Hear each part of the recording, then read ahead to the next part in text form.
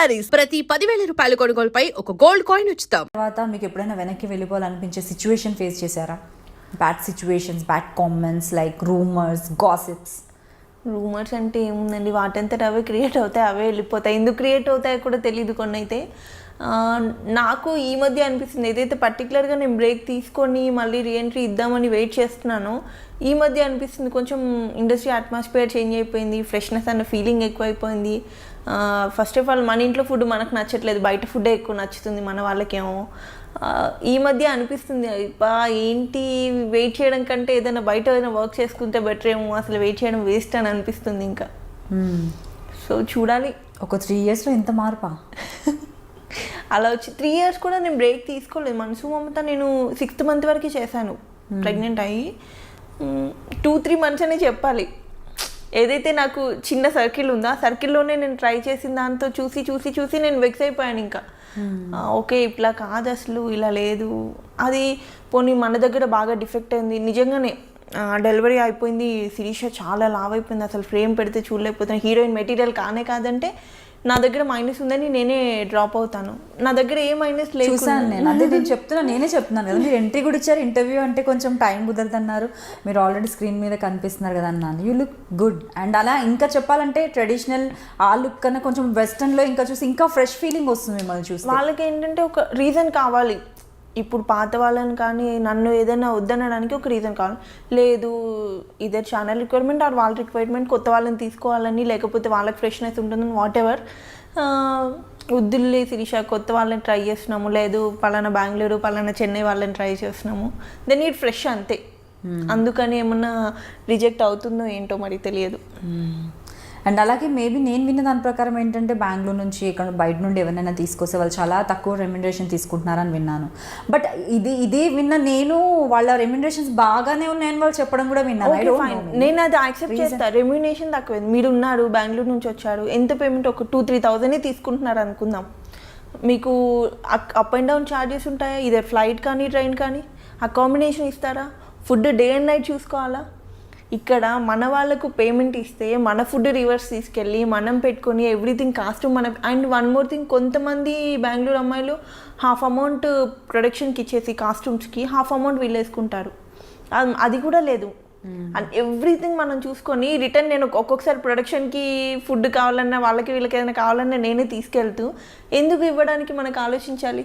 First of all మన తెలుగు వాళ్ళకి మనకు పెట్టడానికి రాదు, పక్క వాళ్ళు ఏమైపోయినా పర్లేదు కానీ తెలుగు వాళ్ళు అసలు రానిరు, అసలు వాళ్ళకి ఎంకరేజ్మెంటే లేదు. అసలు ఎవరున్నారు తెలుగు వాళ్ళు, తెలుగు హీరోయిన్స్ ఎవరున్నారు చెప్పండి టీవీ మీడియాలో? మీరు చెప్పగలరు గట్టిగా 4 పేరు చెప్పండి. ఇప్పుడు కష్టం, కాంప్లికేటెడ్ యాక్చువల్లీ సిచ్యువేషన్ చూస్తే. నెగిటివ్ అయినా చెప్పొచ్చు, సెకండ్ లీడ్స్ చెప్పొచ్చు, బట్ లీడ్ అన్నది ఎవరు జస్ట్ చిన్న క్యారెక్టర్ చేసే వాళ్ళని కూడా బయట నుంచే తెస్తున్నారు. హీరోస్, ఆంటీస్ అందరూ అక్కడ వాళ్ళైనా పోనీ వాళ్ళని ఇక్కడ తెచ్చుకుంటున్నారు. కన్నడలో మన ఒక్కడికి కాల్ చేయమనండి, వాళ్ళు చేయరు. వాళ్ళకి ఆ పార్షియాలిటీ చాలా ఎక్కువ కన్నడీస్కి.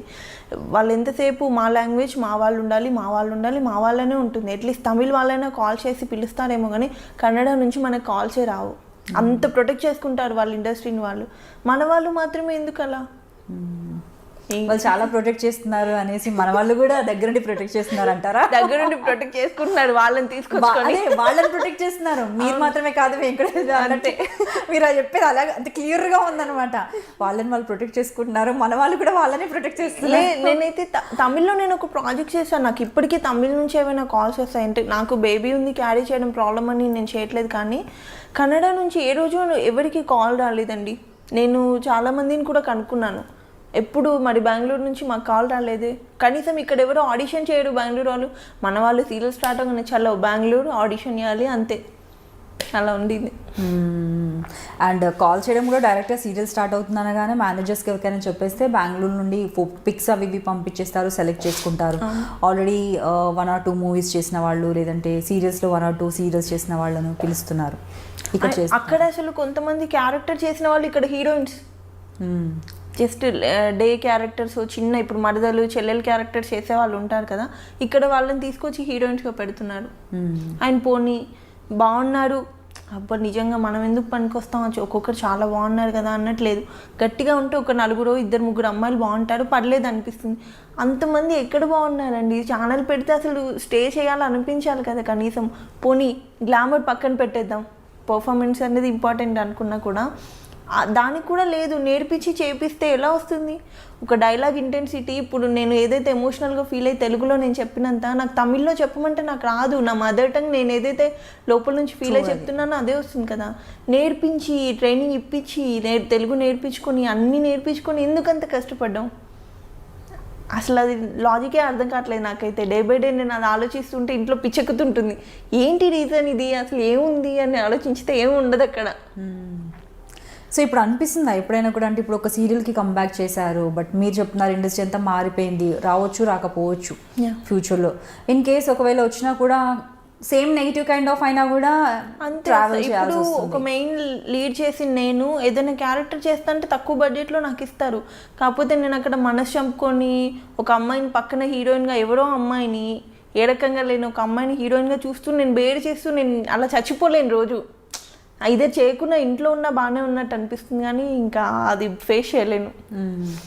సో మరి అలా చేయలేనప్పుడు ఇప్పుడు ఈ మధ్య కాలంలో అనిపిస్తుంది, అంటే ఎడ్యుకేషన్ కంప్లీట్గా ఫినిష్ చేసి ఉంటే అట్లీస్ట్ ఏదో చిన్న నా ఓన్ బిజినెస్ స్టార్ట్ చేసి ఉండేదాన్ని, లేదంటే ఒక జాబ్లో అయినా జాయిన్ అవ్వచ్చు, ఎందుకంటే మీరేమంత ఏజ్ అయిపోలేదు, యూ కెన్ డూ. అలా ఎప్పుడైనా అనిపించిందా? ఒక స్టడీస్ అయితే కంప్లీట్ చేసి ఉంటే బాగుంది. అంటే ఫినాన్షియల్లీ ఫస్ట్ నుంచి మేము బిలో మిడిల్ క్లాసే. అంటే ఒక్కొక్క డే ఫుడ్ కూడా ఉండేది కాదు, ఆ స్టేజ్ నుంచి వచ్చాను నేను.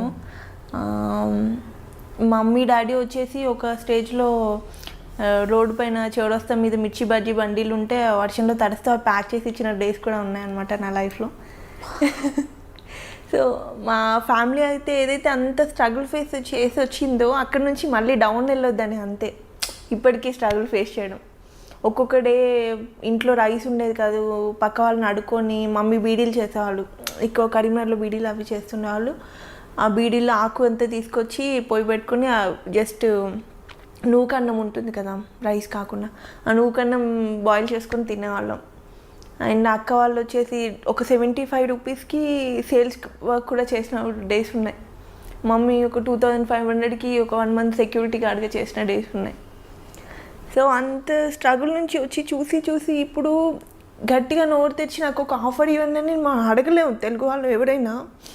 అందరూ మన దగ్గర ఉన్న వాళ్ళు అందరూ బిలో మిడిల్ క్లాస్ లేకపోతే మిడిల్ క్లాస్. కష్టపడి పని చేద్దామంటే మీరు ఇప్పుడు ఈ టైంలో కూడా ఆఫర్స్ ఎవరికి ఇవ్వనట్టయితే పక్క వాళ్ళని ఎవరినో తెచ్చుకొని అది చాలా హర్టింగ్గా ఉంటుంది. ఇప్పుడు ఇంత ఫేమ్ వచ్చిన 15 సీరియల్స్ చేసిన నేను వెళ్ళి ఎక్కడో చోట జాబ్ చేస్తా అంటే నన్ను వాళ్ళు చీప్గానే చూస్తారు.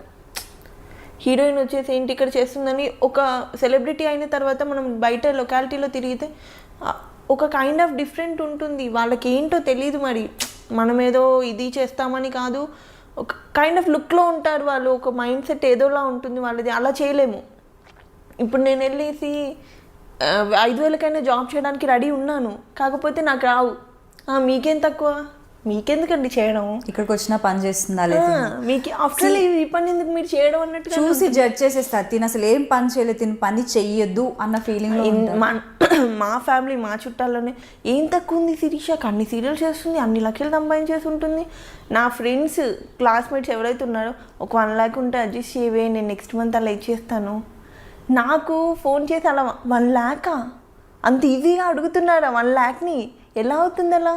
నేను నెల మొత్తం కష్టపడితే నాకు ఫైనల్గా ఒక 2-3 వేలు మిగిల్చుకోవడమే కష్టం అవుతుంది. నా మెయింటెనెన్స్ మమ్మీ వాళ్ళకి కానీ వీళ్ళని కానీ చూసుకొని. మీరు ఫ్యామిలీ మొత్తము చూశారు అండ్ చూస్తున్నారు, అయినా కూడా ఇప్పుడు మీకు కష్టపడి మీ బేబీని క్యారీ చేస్తూ మీరు ఇప్పటికీ కూడా కష్టపడి మీ మమ్మీని చూడాలనుకుంటున్నారు, మీ అమ్మమ్మని చూడాలనుకుంటున్నారు. సో మీ డాడీ ఎక్స్పైర్ అయ్యారు హెల్త్ బాగాలేక రీసెంట్గా. అంటే ఇన్ని రెస్పాన్సిబిలిటీస్ ఉన్నాయి కాబట్టి మీరు ఇంకా కష్టపడాలనుకుంటున్నారు. మీ ఫ్రెండ్స్కి ఇన్ని రెస్పాన్సిబిలిటీస్ కాకుండా ఓన్లీ మీరు సంపాదించేది కనిపిస్తుంది, ఖర్చు కనిపించట్లేదు. ఈజీ అమౌంట్ అనేది ఎప్పుడైతే వాళ్ళు పెళ్లి చేసుకున్నారో వాళ్ళ హస్బెండ్ అంతా ఈజీ వెల్ సెటిల్ అయి ఉన్నారు, ఈజీ మనీ ఉంది. నేను ₹1 ₹1000 పేమెంట్కి డే అండ్ నైట్ వర్క్ చేసిన డేస్ ఉన్నాయి. ఇవాళ మార్నింగ్ 6కి వెళ్తే నెక్స్ట్ డే మార్నింగ్ 6కి ప్యాకప్ అయ్యి వర్క్ చేసిన. ఎందుకు రామ్లమ్మండి, దగ్గర నేను ఒక 5-6 డేస్ కంటిన్యూస్గా అలా వర్క్ చేసిన డేస్ ఉన్నాయి. వర్షంలో చలిలో కానీ ఎందుకు అంత తక్కువ రెమ్యునరేషన్ కి మీరు వర్క్ చేశారు? అంటే మీరు ఆల్రెడీ పీక్ స్టేజ్ లో ఉన్నారు, మీకు ఆపర్చునిటీస్ చాలా వస్తున్నాయి. అప్పటికి కొంచెం పర్లేదు. ఎప్పుడైతే స్టార్టింగ్ అడుగుకిచ్చే మనసు కొన్ని ప్రాజెక్ట్స్కి నేను తక్కువే తీసుకున్నాను. నాకు తెలియదు ఒక మెయిన్ లీడ్ ఎంత తీసుకుంటున్నారో తెలీదు. గట్టిగా డిమాండ్ చేస్తే ఏమో ఆఫర్ తెలుసుకోలేదు బయట అంటే ఎలా ఉంది అనేది. అక్క కూడా ఏంటంటే చిన్న చిన్న రోల్స్ చేసి వచ్చింది, తను ఎప్పుడు మెయిన్ లీడ్ చేసింది తెలీదు. ఒకవేళ గట్టిగా డిమాండ్ చేస్తే ఆఫర్ రాదేమో, ఎందుకు ఛాన్స్ తీసుకోవడం, అంత ఫుడ్డే లేకుండా స్టేలో వచ్చిన దానికి ఇప్పుడు 1000 రూపాయలు వచ్చినా పర్లేదు, నెలకు 10,000 వచ్చినా చాలు, ఇందులో హ్యాపీగా బ్రతకొచ్చు అనే ఉండేదాన్ని నేను ఎప్పుడు. ఇప్పటికీ నేనేం డిమాండ్ చేయనండి, మరి ఎందుకో మరి తెలియదు. శిరీష చాలా ఎక్కువ డిమాండ్ చేస్తుందంట, అసలు 10,000కి మించి తక్కువ చేయదంట. అంటే నాకు ఎవరు కాల్ చేశారు, ఎవరు అడిగారు, ఎవరితో చెప్పాను నేను, ఎందుకు క్రియేట్ చేస్తారు ఇవన్నీ? వాడికి ఎవరికో ఒకరు నచ్చేసి ఉంటాడు, వాడు మెంటల్గా ఒకరిని ఫిక్స్ చేసుకుని ఉంటాడు, ఇవి అమ్మాయిని రిజెక్ట్ చేయాలి అంతే. దానికి 1,00,000 రీజన్స్, లావ్ అయ్యాలని, లేకపోతే అమ్మాయి లొకేషన్లో టైంకి రాదు, అసలు షార్ట్లో టైంకి ఉండదు, పిచ్చి పిచ్చి వేషాలన్నీ లొకేషన్లో వేసి ఎందుకు వేస్తాను? నువ్వు నాతో వర్క్ చేస్తే కదా నా గురించి డిసైడ్ అవ్వాలి. టైంకి రాదు అంటే ఇన్ని ప్రాజెక్ట్స్ ఎలా చేశాను? అండ్ ఒక్కొక్క ప్రొడక్షన్లో నేను ఖచ్చితంగా 2-3 సీరియల్స్ చేశాను. ఒక దాంట్లో కంఫర్టబుల్ ఉంటేనే కదా నెక్స్ట్ దానికి ఎంత ఉన్న ప్రొడక్షన్ ఆలోచిస్తుంది. ఇవి అడ్డమైన రూమర్స్ అన్ని క్రియేట్ చేసి బ్యాడ్ చేయడం తప్పితే ఇడియట్స్కి కొంతమందికి పర్టికులర్గా వేరే వర్కే ఉండదు ఇండస్ట్రీలో. అయితే దానివల్ల ఇంకా సగం తగ్గిపోతుంటాయి. గాసిప్స్ రూమర్స్ అనేవి చాలా వస్తుంటాయి. ఇంకా స్పెషల్లీ అంటే ఒక్క సీరియల్ చేసి ఏదైనా ప్రాజెక్ట్ ఒకటి చేసి కొంచెం నేమ్ వస్తుందంటే చాలు, వెనకాల 100 మాట్లాడుకుంటారు. అలాంటిది మీరు 15 ప్రాజెక్ట్స్ చేశారు, మంచి ప్రొడక్షన్స్లో చేశారు, చాలా హార్డ్ వర్క్ చేశారు, మీకంటూ ఒక ఫేమ్ నేమ్ ఉంది. మీ పైన గాసిప్స్ రావడం అనేది అది కామన్ థింగ్ చాలా. కాకపోతే దాంట్లో ఎన్ని నిజాలు ఉన్నాయంటారు, ఎన్ని మీరు అంటే ఎలాంటి అనిస్తారు? ఇప్పుడు శిరీష అన్ని ప్రాజెక్ట్స్ చేసిందంటే ఊరికేనే చేసిందా? నువ్వు చూసావా? వచ్చి చూడు ఫస్ట్, నేనేంటో నన్ను చూసి నా వెనకాల ఉండి తర్వాత డిసైడ్ అవ్వు నా గురించి. 4 ఆఫర్లు రాగానే ఇంక ఖచ్చితంగా ఏదో ఒకటి నేను చేస్తే ఎఫ్ఐఆర్ అనేది మెయింటైన్ చేస్తేనే అవుతుందా? ఏమో నాకు లక్ బాగుందేమో, నేను ప్యాకప్ అయ్యేంత వరకు 3 o'clock midnight షూట్ చేయమన్నా నేను చేస్తాను. ఇంకొక అమ్మాయిలు చేయకపోవచ్చు, నేను కోఆపరేట్ చేయడం నచ్చిందేమో ప్రొడక్షన్కి, అందుకని కంటిన్యూ అయ్యానేమో. మెంటలీ అసలు అనవసరమైన చెత్త అంతా క్రియేట్ చేసి ట్రాప్ పెట్టడం తప్పితే ఏం లేదు దీనికి. ఇంకా లక్కీగా మా హస్బెండ్ అనేవాడు లవ్ మ్యారేజ్ కొంచెం ఎక్కువ అర్థం చేసుకుంటాడు కాబట్టి నేను బ్రతికిపోయాను. ఈ పిచ్చి రూమర్స్ వల్ల ఒకవేళ అటు ఇటు మెంటాలిటీ ఉండి కొంచెం అనుమాన పోవడం అయితే ఈ పాటికి వదిలేసేవాడు నన్ను. అలా ఉంటాయి అన్నెసరీ థింగ్స్, అసలు లేనివి. నేను టైంకి వెళ్ళి నేను పొద్దున్న 7 o'clock ఉండమంటే 9కి షార్ట్లో ఉన్నంటే నేను 8:45 ఉన్న డేస్ కూడా ఉంటాయి. ఎందుకు ఉండరు షార్ట్లో? ఎవరు చూసారు, ఎవరు మాట్లాడారు చూడకుండా ఉన్నాను. వాళ్ళు అసలు ఆ ప్రొడక్షన్లో కొన్నిట్లలో నేను చేయలేదు, వాళ్ళు కూడా ముందే డిసైడ్ అయిపోతారు. అలా ఎవరికి నచ్చినట్టు వాళ్ళు రాసుకుంటూ ఉంటారు అలా. సో ఫ్రస్ట్రేషన్ మనుషుల ఫేస్ని చూసి వాళ్ళు ఎలా ఉంటున్నారో చూసి మనం డిసైడ్ చేయలేము. నేను ఆల్మోస్ట్ 2-3 times అయినా చూసి ఉండొచ్చు, మీ స్టేటస్ కావచ్చు, పిక్స్ కావచ్చు. అంటే మనిషిలో ఒక ప్లెజెంట్నెస్ అనేది అది గాడ్స్ గ్రేస్. ఎప్పుడు నవ్వుతూ హ్యాపీగా ఉండగలగడం, అందంగా కనిపించగలగడం, చూడగానే ప్లెజెంట్గా కనిపించగలగడం అనేది దేవుడిచ్చిన వరం. అలాంటి వాళ్ళకి ఏ కష్టాలు లేవని జనాలు అనుకుంటారు, బట్ ఎదురుగా మీరు ఖచ్చితంగా వాళ్ళు అంత స్ట్రాంగ్ కాబట్టి ఆ నవ్వులో వాళ్ళు ఎంత కష్టానైనా దాచుకుంటారు అన్నది మిమ్మల్ని చూసిన తర్వాత మళ్ళీ ఒకసారి ప్రూఫ్ అయింది నాకైతే. సీరియస్లీ హార్ట్ మెల్టింగ్ స్టోరీ అండి, చాలా కష్టపడ్డారు. ఈవెన్ నేను అనుకున్నాను, బట్ కంప్లీట్గా మిగతా వాళ్ళు జడ్జ్ చేసినా నేను జడ్జ్ చేయలేదు. మీరు అంత కష్టపడ్డారంటే నాకు కొద్ది గొప్ప మీ గురించి తెలుసు, అంటే మీ సిస్టర్స్ గురించి, అండ్ మీరు హార్డ్ వర్క్ చేసి పైకి వచ్చారు. అంత ప్యాషన్ ఎవరికి ఉంటుంది, అంత హార్డ్ వర్క్ చేయాలని ఎవరికి ఉంటుంది చెప్పండి? ఎవరైతే అంత అవసరం, అంత కష్టం నుండి వస్తారు. ఏ సెలబ్రిటీని పెద్దవాళ్ళని తీసుకున్నా కూడా మనం చెప్పొచ్చు, టాప్ మోస్ట్ సెలబ్రిటీస్ అయినా కావచ్చు, కష్టపడి వచ్చిన వాళ్ళు చాలామంది